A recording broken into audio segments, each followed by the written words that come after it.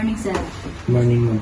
Based sa ating nakonduct na interview at ang report, ay may dalawa tayong suspect na interviewin.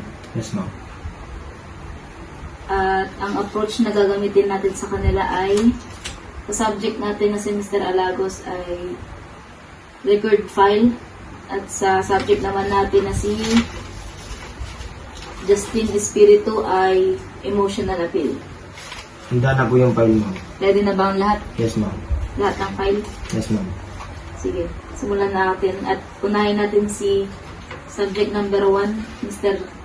Andre Alagos. Okay, Record ma'am. file approach tayo. Copy, ma'am.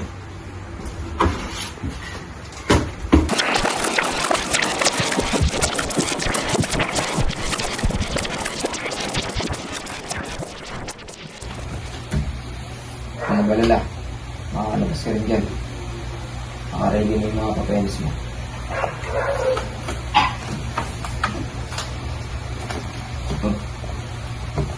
Hindi ka na pagalit na.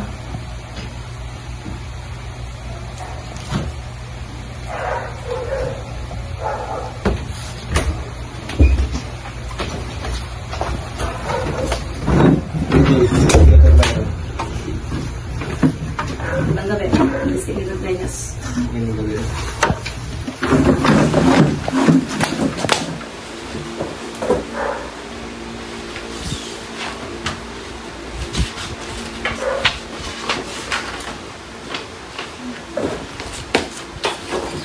Magandang gabi. May ilang lamang kaming katanungan mula sa iyo. Wala akong sasabihin. Mas maganda kung lahat ng impormasyon na sasabihin mo ay manggagaling sa iyo. Yung sasabihin, wala akong sasabihin. Hindi ko nga alam yung nangyari. Nakita mo to? Lahat ng ebidensya ay tumuturo laban sa iyo. Complete na din yung details namin.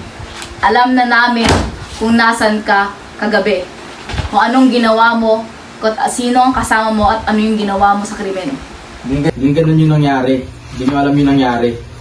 Mas mabuti kung malilinaw mo at may kwento mo kung anong nangyari. Sige, ito kasi nangyari. Yung gabi na yun, napadaan lang ako dun sa Esquinita. Di talaga ako yung pumatay kay Carla. Yung totoong pumatay kay Carla ay yung jowa niya si Justin. Yung gabi na yun, napadaan lang ako dun sa Esquinita nila at nakita ko silang nag-aaway. Nung una, kala ko normal na away lang. Tapos nung pagkasunod is parang nagkakasakitan na sila. Kaya ginawa ko, nilapitan ko sila at sinubukang awatin. Pero ayaw talaga nila magpaawat. Kaya inayaan ko na lang kasi sila, problema na nila, magjowa naman sila, nag-aaway. Tapos pagkaalis ko, maya may nag-report na may namatay na isang babae. Kaya hindi ko naman alam na nakabot sa patayan yung pag-aaway nila dalawa eh, kaya inayaan ko. Kaya yung totoo, di talaga ako sangkot dun. Ano lang ako, dumaan lang ako at sinubukan silang awatin. Kaya witness lang talaga ako, kaya hindi ko talaga yung kasalanan. Yun lang po, wala na ko ibang sabihin kasi yun talaga yung nangyari.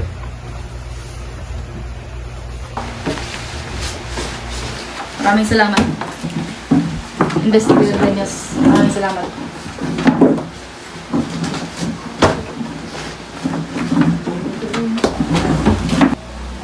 Magandang gabi.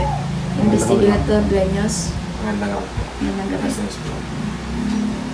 May ilan lamang kong katanungan mula sa iyo, subject Justin Espiritu. Anong nangyari o maaari mo bang ikwento sa amin kung anong nangyari nung gabi na yun? Hindi ako gumawa nun. Mas makakatulong sa iyo kung ang impormasyong ibibigay mo sa amin ay manggagaling mula sa iyo. Hindi ko intention yung nangyari sa amin. Nangyari kasi doon, nagkaroon kami ng tampuan hanggang sa umabot sa nagkakasakitan namin. Pinilit ako awatin ng tropa ko na si Miguel. Pinag-ayos niya kami, pero di ako nagpa-awat. Nangyari doon,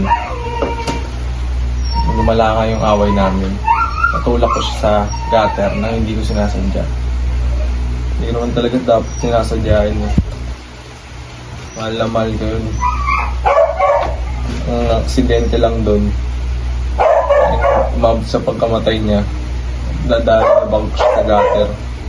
para na dito sa kakatayang ng kaluluwa niya at para sa hostisya. Para sa girlfriend ko na si Kayla.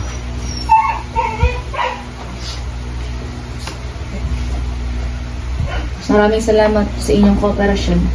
At kung may nais pa kayong ipahagi sa inyo na makakatulong sa kaso ninyo, ay maaari kayong lumapit mula sa amin. Yun lang. Maraming salamat. Salamat, ma'am. Salamat.